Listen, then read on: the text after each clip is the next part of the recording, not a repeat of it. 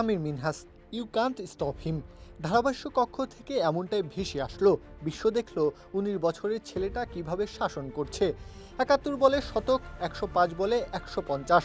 অনূর্ধ্ব 19 এশিয়া কাপে একক আসরে 400 রান করা প্রথম ক্রিকেটার।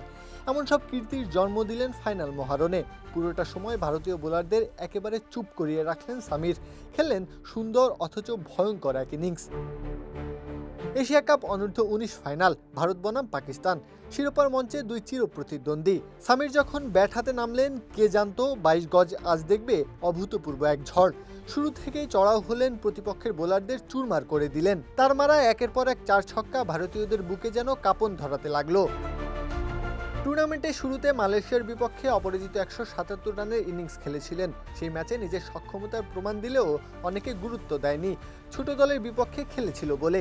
এরপর বাংলাদেশের বিপক্ষে 69 রানের ইনিংস খেললেন, তাতেও যেন নাম্বার ওয়ান হচ্ছে মেরিল পেট্রোলিয়াম জেলি। তৃপ্তি মিটল না। গ্রুপ পর্বে ভারতের বিপক্ষে ব্যর্থ হয়েছিলেন, এবার তাই মোক্ষম জবাবটা দিলেন ফাইনালের মঞ্চে দাঁড়িয়ে। ইনিংসের শুরু থেকে ভারতীয় বোলারদের উপর চাপ তৈরি করেন পাকিস্তানের এই ওপেনার। পাওয়ার প্লেতে একের পর এক 4, মাঝে মধ্যে আকাশ ছোঁয়া ছক্কা। সব মিলিয়ে ভারতের পরিকল্পনায় যেন ফাটল ধরতে শুরু করে। মাত্র 29 বলেই 50 আর 71 বলে শতক। শেষমেশ যখন থামলেন, নামের পাশে 113 বলে 172 রানের অবিস্মরণীয় এক ইনিংস। হাঁকিয়েছেন 17 4 আর 9টি ছক্কা। স্ট্রাইক রেট ছিল 152।